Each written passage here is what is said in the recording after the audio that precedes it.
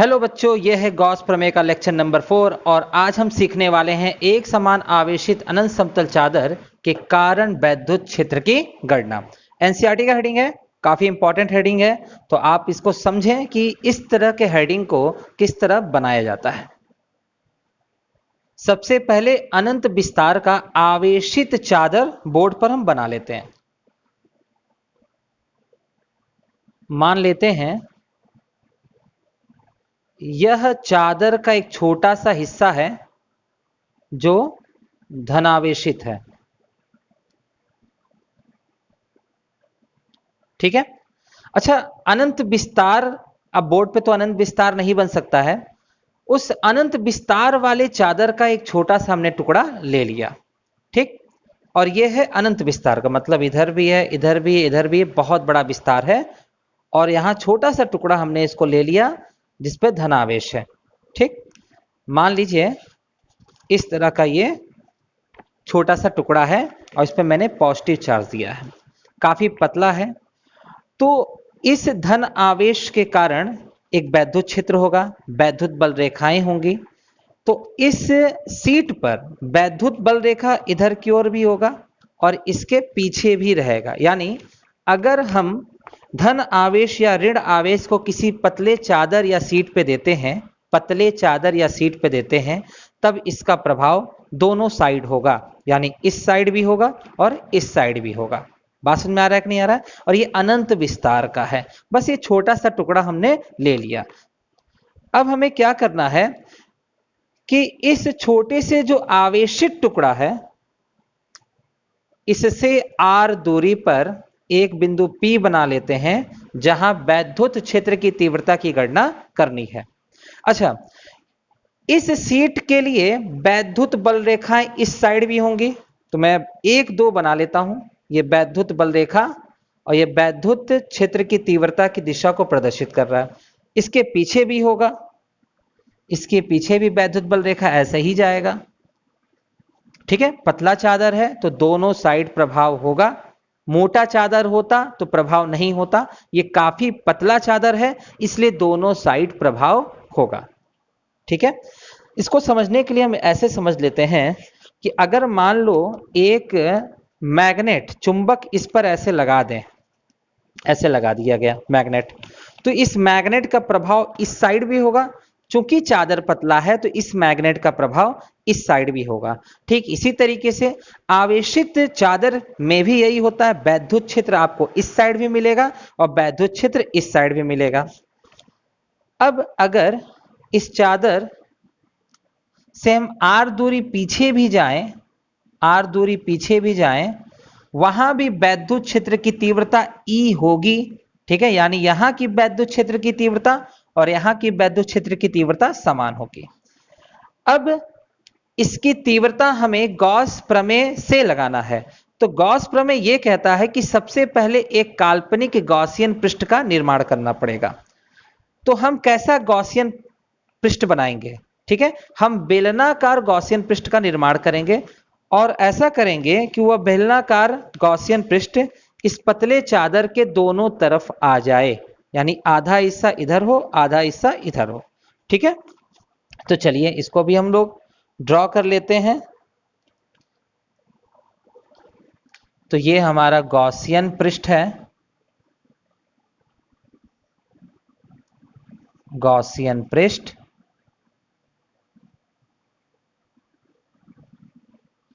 और इधर भी हम गॉसियन पृष्ठ बनाते हैं।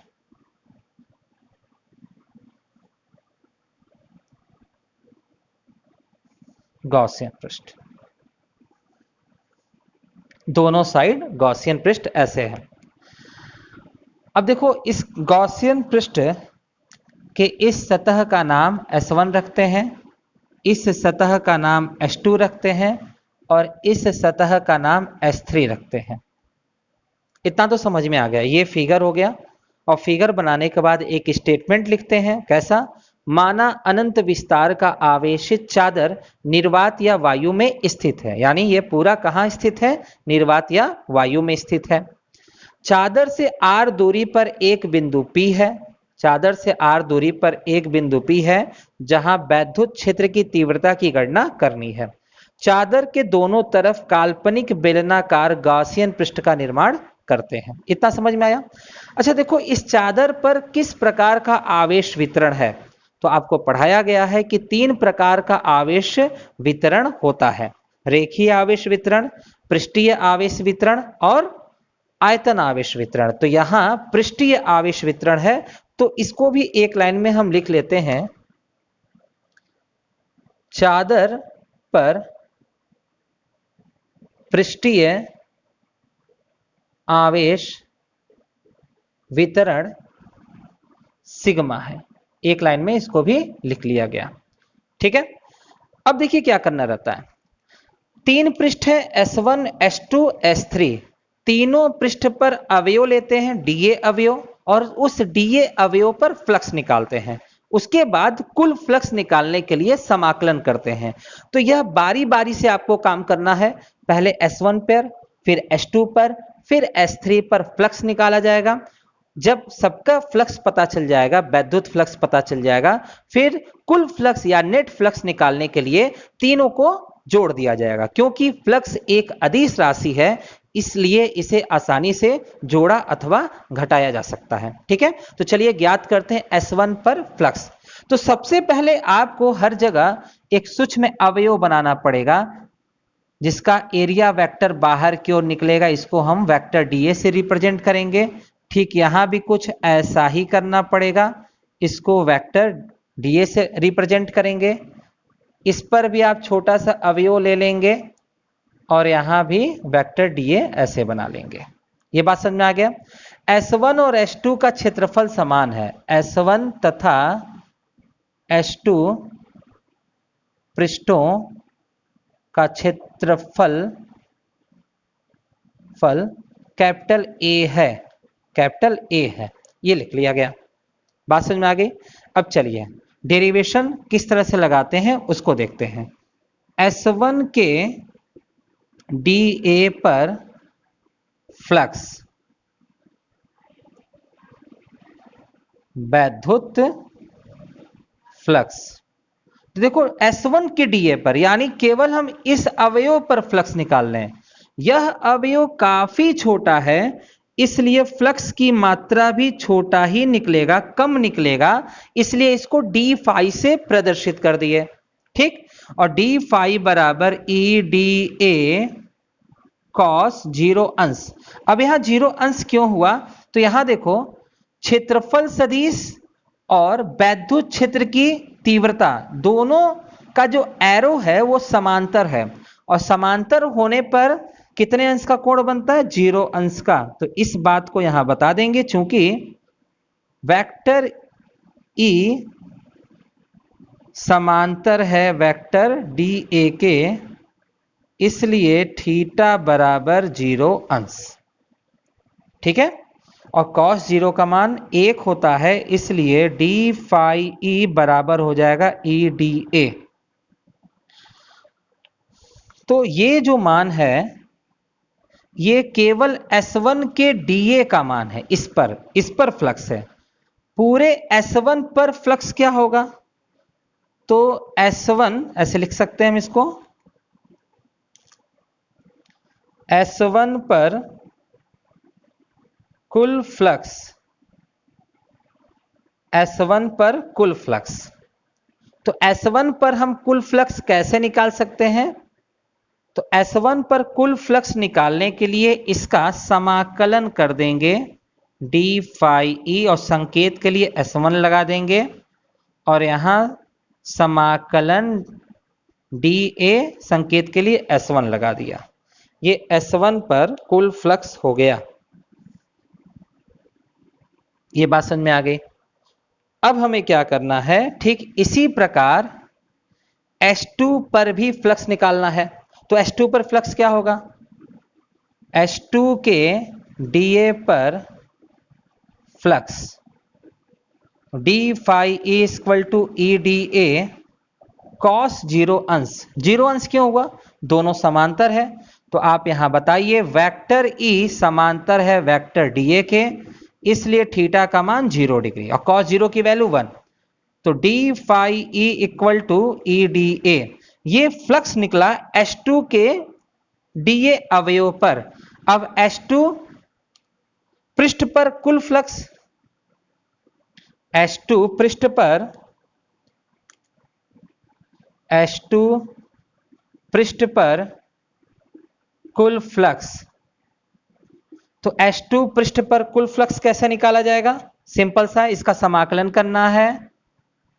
संकेत के लिए H2 लगा दीजिए, H2DA हो गया। ये H2 पर कुल फ्लक्स हो गया।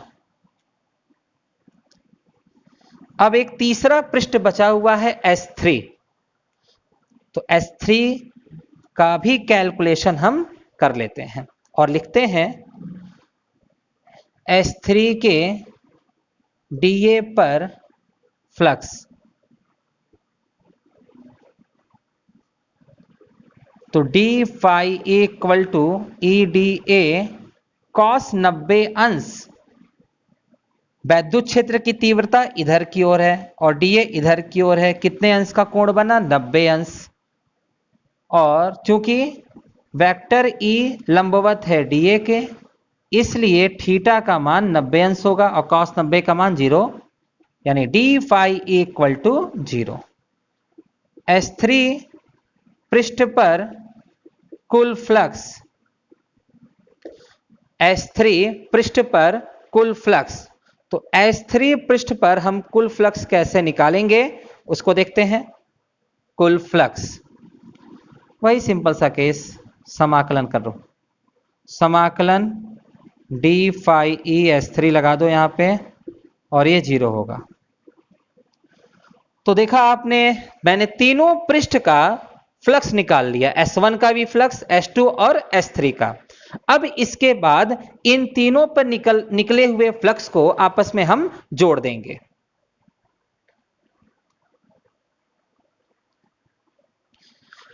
अब इसके बाद नेट फ्लक्स निकालते हैं, नेट वैद्युत फ्लक्स। तो कुल flux phi E S1 D phi E plus समाकलन S2 D phi E plus समाकलन S3 डी फाई ई।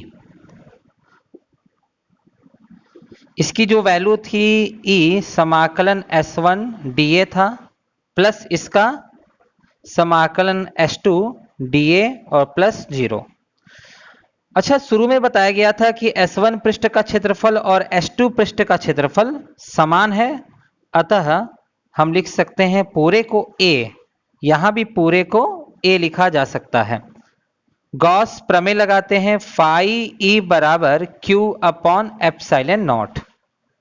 तो यहां पे देखिए, इसको बदल लेते हैं, तो Q अपॉन एप्सिलॉन नॉट ये ऐड हो जाएगा 2EA, ठीक।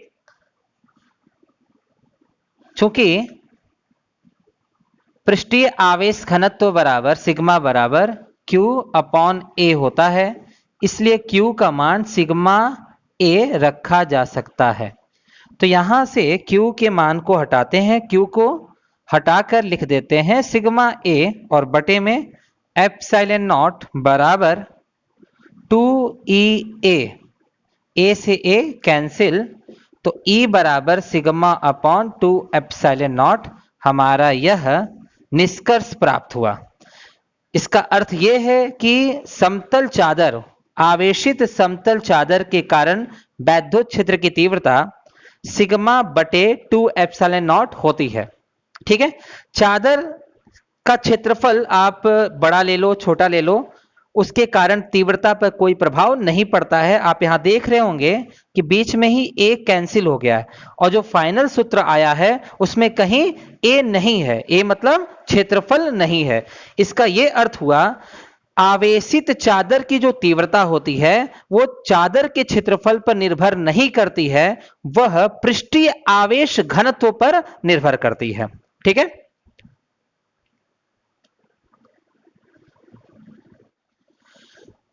चलिए, इसमें आप पहला केस देखो। यहां दो समांतर प्लेट हैं जो एक दूसरे से कुछ दूरी पर ऐसे स्थित हैं, ठीक है। इन प्लेटों को धनावेशित किया गया है, इस पर भी धनावेश है। इस प्लेट पर आवेश घनत्व सिग्मा 1 है और इस प्लेट पर आवेश घनत्व सिग्मा 2 है। यह प्रथम प्लेट है, यह द्वितीय प्लेट है। अब यहां तीन बिंदु होगा, ए, बी और सी। इन बिंदुओं पर वैद्युत क्षेत्र की तीव्रता पूछ सकता है एग्जाम में कि क्या होगी। तो सबसे पहले हम ए बिंदु पर गणना करते हैं कि ए बिंदु पर वैद्युत क्षेत्र की तीव्रता क्या होगी। ठीक है, इसके लिए आपको एकांक धन परीक्षण आवेश को बिंदु ए पर रखना पड़ेगा और दोनों प्लेट से यह देखना पड़ेगा कि उस एकांक परीक्षण आवेश पर आकर्षण बल लग रहा है कि प्रतिकर्षण बल लग रहा है। ठीक है, जैसा बल होगा वैसी आप उसकी दिशा बता देंगे और उसी तरह जो उसकी दिशा होगी वही उसकी वैद्युत क्षेत्र की दिशा हो जाएगी। ठीक है, अब यहां पे ध्यान दो, पहला प्लेट पॉजिटिव है और यहां भी पॉजिटिव चार्ज रखा हुआ है, तो पहले प्लेट और इसमें एक प्रतिकर्षण बल लगेगा। इसका यह अर्थ हुआ कि एकांक धन परीक्षण आवेश इधर की ओर चलेगा, यह वैद्युत क्षेत्र की दिशा हो गई इस प्लेट के कारण। अच्छा, इन दोनों में भी प्रतिकर्षण बल लगेगा तो यह भी प्लेट इसको प्रतिकर्षित करेगा इधर की ओर, यह E2 हो गया। ठीक है, बिंदु ए पर वैद्युत क्षेत्र, देखो E1 की वैल्यू, अगर पहला प्लेट है तो E1 की वैल्यू सिग्मा 1/2 एप्सिलॉन नॉट, अभी हम लोग फॉर्मूला पढ़े थे थोड़ी देर पहले। और उसी तरीके से E2 के लिए क्या लगाएंगे, यहां पर E2 equal to sigma 2 epsilon naught. इस पॉइंट पे दो क्षेत्र काम कर रहे हैं, दोनों की दिशा समान है, तो अब यहां पर E नेट निकाल लेंगे। E नेट का मतलब क्या हो गया, कुल दिशा समान है इसलिए दोनों को हम जोड़ देंगे। तो E नेट बराबर E1 की वैल्यू सिग्मा 1/2 एप्सिलॉन नॉट और प्लस सिग्मा 2/2 एप्सिलॉन नॉट। तो E नेट जो हो जाएगा आपका 1/2 epsilon naught sigma 1 plus sigma 2। तो बिंदु ए पर परिणामी वैद्युत क्षेत्र की तीव्रता का सूत्र यह हो गया। अब यदि दोनों पर आवेश घनत्व बराबर हो, अर्थात दोनों पर सेम आवेश हो, सेम आवेश का मतलब होता है आवेश की संख्याएं सेम हो, तो सिग्मा 1 बराबर सिग्मा 2 सिग्मा मान सकते हैं। तो E नेट निकलेगा आपका 1/2 epsilon naught sigma plus sigma. तो E net equal to 1/2 epsilon naught गुणे 2 सिग्मा, कैंसिल, तो E नेट बराबर सिग्मा अपॉन एप्सिलॉन नॉट। ऐसा कुछ निष्कर्ष निकलेगा बिंदु ए के लिए। अच्छा, अब देखो बिंदु बी पर क्या होता है। तो बिंदु बी पर निकालने के लिए आपको यहां एकांक धन परीक्षण आवेश को रखना पड़ेगा। इस प्लेट के कारण प्रतिकर्षण होगा, बाहर की तरफ ऐसे बना लेंगे वैद्युत क्षेत्र की दिशा। इस प्लेट के कारण भी प्रतिकर्षण होगा तो यह भी बाहर की ओर बना लेंगे। तो देखो जैसा व्यवहार ए पर था वैसा ही व्यवहार बी पर भी है। ठीक है, यानी ए और बी पर वैद्युत क्षेत्र की तीव्रता समान निकलेगी, यानी ये जो डेरिवेशन किया गया है ये दोनों जगह लागू होगा, ए और किस पर, बी पर। ए बिंदु और बी बिंदु पर सेम ऐसा होगा। ठीक है, अब हम बात करेंगे बिंदु सी का।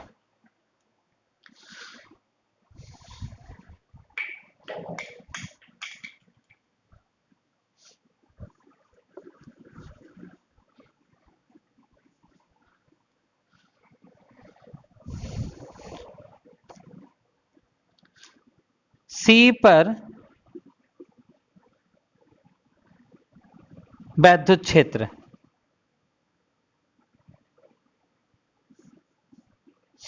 सी पर वैद्युत क्षेत्र की तीव्रता। तो सी पर गणना करना है तो एक परीक्षण आवेश को आपको बिंदु सी पर रखना पड़ेगा। तो यहां पे हमने रखा प्लस क्यू नॉट, इस प्लेट के कारण प्रतिकर्षण E1 और इस प्लेट के कारण भी प्रतिकर्षण, इसलिए दोनों की दिशा विपरीत हो गई। तो E1 का मान क्या लिख सकते हैं, पहले प्लेट के कारण तीव्रता सिग्मा 1/2 ε0 होगा और दूसरे प्लेट के कारण सिग्मा 2 2 ε0 होगा। ठीक है, ई नेट निकालिए। ई नेट, तो E net E1 minus E2, क्योंकि यहां दोनों सदिश विपरीत हैं, जब सदिश विपरीत होता है तो 180 अंश का कोण बनता है और इस आधार पे हम कह सकते हैं कि दोनों सदिश को घटाना पड़ेगा। ठीक है, तो अब यहां पे देखो, तो ई नेट E1 की वैल्यू सिग्मा 1/2 ε0 माइनस सिग्मा 2 2 ε0, यहां 1/2 ε0 कॉमन, सिग्मा 1 माइनस सिग्मा 2। तो हमारा यह निष्कर्ष है बिंदु सी के लिए। अब यदि दोनों पर पृष्ठीय आवेश घनत्व समान हो तब आप रखेंगे तो E का मान 0 प्राप्त होगा।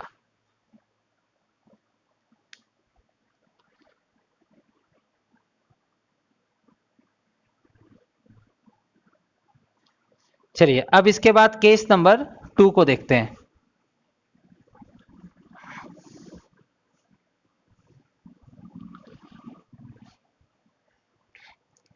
दूसरा केस यह है, दो समांतर प्लेटें अब विपरीत आवेश हो, एक पर धनावेश और एक पर ऋण आवेश। प्लेट पहला, दूसरा, पृष्ठीय आवेश घनत्व sigma 1 sigma 2, point A, point B, point C. जो ए पर होगा वही नेट वैद्युत क्षेत्र की तीव्रता बी पर भी आएगी, सी पर अलग आएगा, जैसा कि पहले देखा गया था।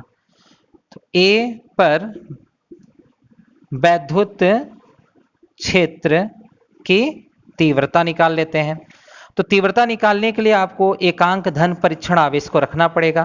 पहला प्लेट इसको प्रतिकर्षित करेगा, इधर की तरफ E1 हो गया, और E1 का जो मान होता है एक प्लेट के लिए, पतले प्लेट के लिए, E1 इक्वल टू सिग्मा 1/2 ε0। ठीक है, उसी तरीके से ये दूसरा प्लेट है, दूसरा प्लेट भी इसको आकर्षित करेगा, क्योंकि ये प्लस है और ये माइनस है, अंदर की तरफ E2, और E2 का जो मान होगा उसको भी लिख लेंगे, E2 इक्वल टू सिग्मा 2/2 ε0। अब हम नेट निकालेंगे, ई नेट। दोनों सदिश राशियां जो हैं विपरीत हैं, अर्थात नेट घटाकर ही निकलेगा, E1 माइनस E2। तो ई नेट E1 की जो वैल्यू है सिग्मा 1/2 ε0 प्लस सिग्मा 2/2 ε0 है। तो ई नेट आपका हो गया 1/2 ε0, यहां माइनस करना है, सिग्मा 1 माइनस सिग्मा 2 हो जाएगा। ठीक है, ये आपका ए का रिजल्ट हो गया बिंदु ए पर। लेकिन यदि, जैसा कि बार बार बना रहे, यदि सिग्मा 1 बराबर सिग्मा 2 इक्वल टू सिग्मा, तो जब यहां भी सिग्मा रखेंगे तो ई नेट आपका 0 निकलेगा। तो जो पॉइंट ए का होगा वही पॉइंट बी का होगा। क्यों होगा? अगर आप यहां पर टेस्ट चार्ज रखेंगे तो इस प्लेट के कारण प्रतिकर्षण और इस प्लेट के कारण आकर्षण, और यहां भी आप देख रहे होंगे कि दो वेक्टर विपरीत हैं, यहां भी दो वेक्टर विपरीत हैं, मान तो समान होगा। ठीक है, समझ में आ रहा है कि नहीं आ रहा है? और जैसे आप यहां के लिए भी निकालेंगे तो ई नेट की वैल्यू आपकी 0 निकल आएगी।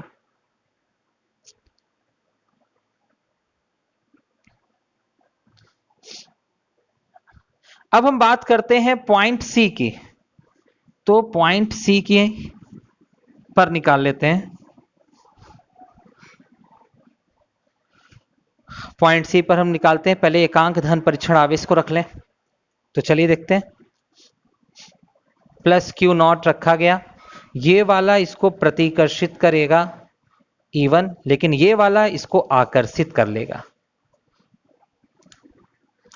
C पर वैद्युत क्षेत्र की तीव्रता, C पर वैद्युत क्षेत्र की तीव्रता E1 बराबर सिग्मा 1/2 ε0 और E2 दूसरे प्लेट के लिए सिग्मा 2/2 ε0।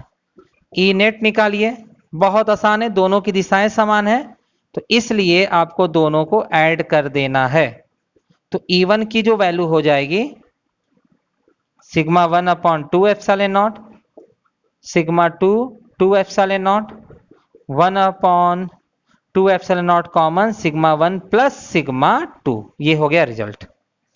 लेकिन अगर यहां पे ये मान लिया जाए यदि पृष्ठीय आवेश घनत्व समान है तब रिजल्ट थोड़ा परिवर्तित होगा।